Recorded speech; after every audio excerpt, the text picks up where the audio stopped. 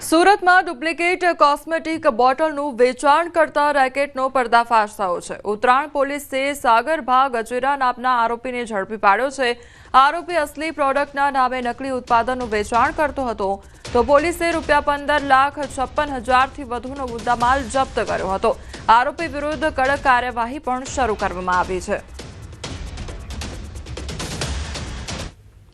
સમાચારોમાં આગળ વધીએ તે પહેલા રોકાઈશું એક બ્રેક માટે।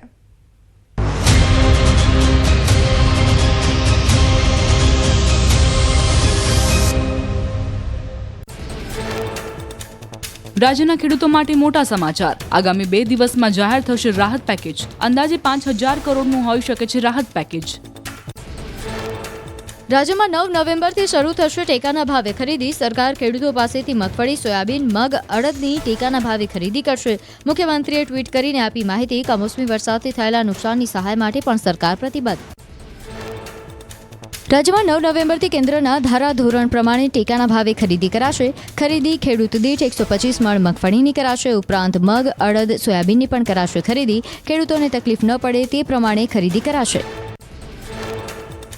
જરૂર જણાશે તો વધુ કેન્દ્રો ખોલવાની કૃષિમંત્રીએ કરી જાહેરાત। કહ્યું, પ્રતિ ક્વિન્ટલ 480 રૂપિયાનો કરાયો છે વધારો। રજીસ્ટ્રેશન કરાયેલ ખેડૂતોની મગફળી ખરીદાશે।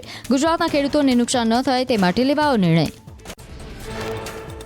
કૃષિ રાહત પેકેજ અંગે જીતુ વાઘાણીનું નિવેદન। કહ્યું, ટૂંક સમયમાં સરકાર જાહેર કરશે સહાય પેકેજ। 42 લાખ હેક્ટરથી વધુ વિસ્તારમાં થયું નુકસાન। 16,000 ગામોમાં કમોસમી વરસાદથી નુકસાન। કોંગ્રેસની ખેડૂતોનું દેવું માફ કરવાની માંગણી અંગે જીતુ વાઘાણીની પ્રતિક્રિયા। કહ્યું કે આ સમય રાજનીતિ કરવાનો નથી, ખેડૂતોનું મનોબળ ન તૂટે તે માટે કામ કરવાનું છે। ખેડૂતને મદદ કરવાનો છે આ સમય। ટેકાના ભાવે ખરીદી જાહેરાત અંગે ભાજપના સહપ્રવક્તા હિતેન્દ્ર પટેલનું નિવેદન। કહ્યું, ખેડૂતોને પૂરતી સહાય માટેનું સરકારે આપ્યું છે આશ્વાસન। ખરીદી પૂર્ણ થયાના 7 દિવસમાં ખેડૂતના ખાતામાં મળી જશે નાણાં। રાજ્યના ખેડૂતોના દેવાને લઈને કોંગ્રેસની મોટી પહેલ। કોંગ્રેસના ધારાસભ્યો પોતાનો પગાર ખેડૂતોને આપશે। તુષાર ચૌધરી અને અમિત ચાવડાએ પોતાના પગારને લઈને સરકારને લખ્યો પત્ર। પાટણના કોંગ્રેસ ધારાસભ્ય કિરીટ પટેલે મુખ્યમંત્રીને લખ્યો પત્ર। ગુજરાતના ખેડૂતોનું દેવું માફ કરવા લખ્યો પત્ર। કોંગ્રેસ ધારાસભ્ય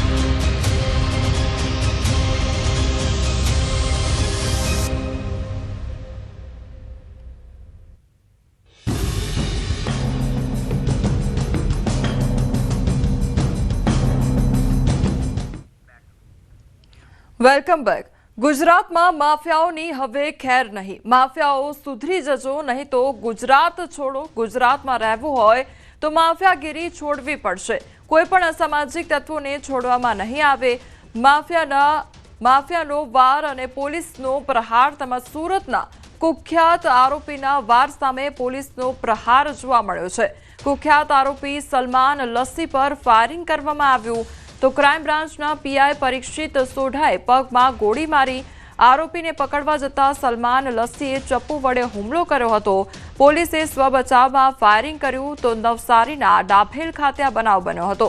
સલમાન લસ્સી પર હત્યા, મારામારી, ખંડણી સહિતના 15 જેટલા ગુના નોંધાયેલા છે। ડિંડોલી, લિંબાયત અને ભેસ્તાન વિસ્તારમાં સલમાન લસ્સીનો આતંક હતો।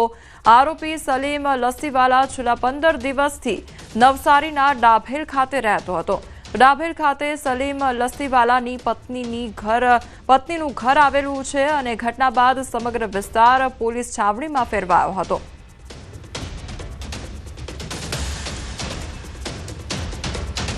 સુરત ક્રાઇમ બ્રાન્ચ ટીમ દ્વારા ગઈકાલે મોડી રાત્રે નવસારીના ડાભેલ ખાતે એક મોટી કાર્યવાહી હાથ ધરવામાં આવી હતી, ને જેમાં આરોપી પર ફાયરિંગ થયાની ઘટના પણ સામે આવી છે। હાલ ન્યૂઝ 18 ગુજરાતીની ટીમ ગ્રાઉન્ડ ઝીરો રિપોર્ટિંગ માટે ઘટના સ્થળે પહોંચી ચૂકી છે અને ત્યાંના દ્રશ્યો છે।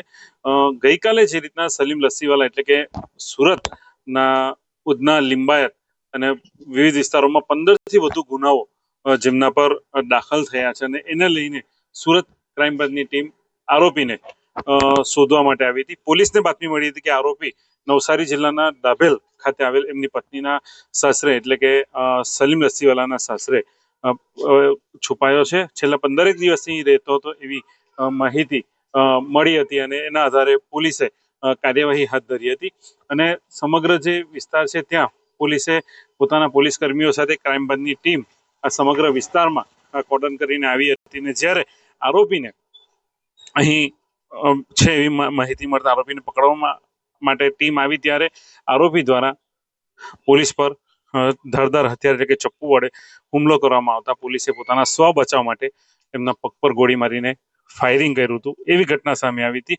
ત્યારબાદ હાલ સમગ્ર વિસ્તાર પોલીસ છાવણીમાં ફેરવાઈ ચૂક્યો છે.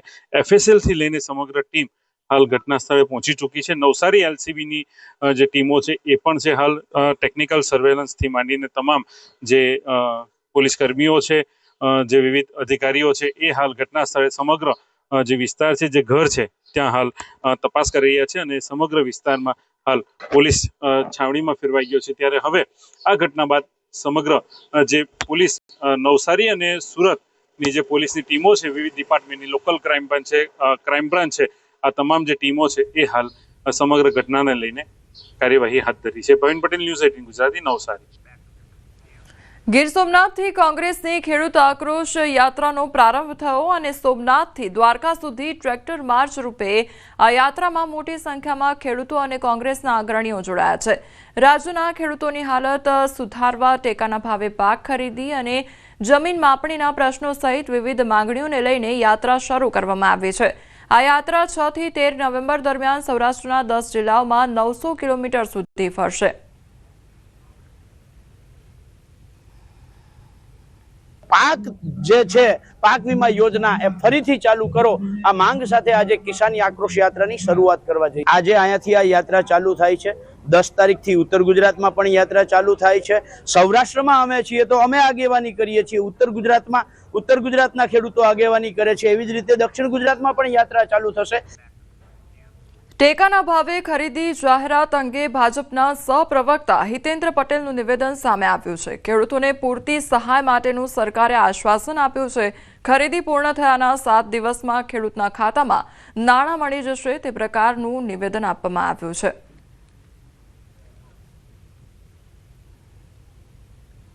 ખરીદી પૂરી થાય એટલે 7 દિવસમાં ખાતામાં સીધા પૈસા મળી જાય એવું પણ સરકારે આયોજન કર્યું છે.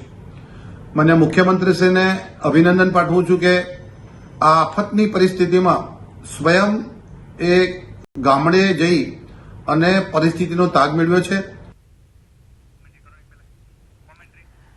તો જે પ્રમાણે ખેડૂતોને નુકસાન વેઠવાનો વારો આવ્યો છે તેને લઈને હવે તેમને સહાય ચૂકવવામાં આવશે તે પ્રકારનું નિવેદન આપવામાં આવ્યું છે. તો કમોસમી વરસાદ ખાબકવાને કારણે ખેડૂતોને પારાવાર નુકસાની વેઠવાનો વારો આવ્યો છે, જેના કારણે ખેડૂતોમાં એક તરફ આક્રોશ જોવા મળી રહ્યો છે તો બીજી તરફ ભાજપના સહપ્રવક્તા દ્વારા નિવેદન આપવામાં આવ્યું છે કે તે લોકોને યોગ્ય સહાય મળશે. પ્રથમ જ્યોતિર્લિંગ સોમનાથ મંદિર ખાતે પ્રતિવર્ષ કાર્તિકી પૂર્ણિમાની મધ્યરાત્રિના 12 કલાકે અદ્ભુત ખગોળીય સંયોગ રચાય છે, જેને કહેવાય છે અમૃત વર્ષા સંયોગ. સોમનાથ જ્યોતિર્લિંગ ધ્વજદંડ અને ચંદ્ર એક હરોળમાં આવે છે, ત્યારે ચંદ્ર પોતાના પ્રકાશથી સોમનાથ મહાદેવનો અભિષેક કરે છે. આ સંયોગના દર્શન કરવા દેશ વિદેશના શ્રદ્ધાળુ પ્રતિવર્ષ સોમનાથ ખાતે પહોંચે છે. વર્ષમાં માત્ર એક જ વખત ખાસ કાર્તિકી પૂર્ણિમાની રાત્રિએ ચંદ્રદેવ સોમનાથ મંદિરના શિખર પરનું ત્રિશૂલ ધ્વજદંડ અને સોમનાથ જ્યોતિર્લિંગ એક જ ક્ષિતિજમાં આવે છે. તો સોમનાથ મંદિરમાં રાત્રિના 11 વાગે મહાપૂજા પણ કરવામાં આવી હતી. કાર્તિકી પૂનમના દિવસે રાત્રે 12 વાગે વિશેષ મહાઆરતી કરવામાં આવે છે, મહાપૂજા કરવામાં આવે છે અને ખાસ કરીને કાર્તિકી પૂનમના દિવસે ચંદ્રમાં બરાબર રાત્રે 12 વાગે ભગવાન સોમનાથજીના મંદિરના શિખર ઉપર એટલે કે સીધી લીટીમાં એનું દર્શન થાય છે. કાર્તિકી પૂર્ણિમાનું વિશેષ મહત્વ હોય છે કેમ કે ચંદ્રમા છે એની અમૃત વર્ષા આજના દિવસે ભગવાનનું શિવલિંગ, એનું શિખર અને ધજાદંડ પર આજના દિવસે આવતા હોય છે. બીજું એનું આજનું મહત્વ એવું હોય છે કે ત્રિપુરાસુર નામના રાક્ષસનો વધ મહાદેવે અહીંયા કરેલો હોય છે, જે આપણા જીવનમાં એનો અર્થ એવો થાય છે કે આપણે કામ, ક્રોધ અને મોહને આપણે એનાથી દૂર રહેવું જોઈએ. હાલ સમાચારોમાં બસ આટલું જ. વધુ સમાચાર માટે આપ જોતા રહો ન્યૂઝ 18 ગુજરાતી. નમસ્કાર.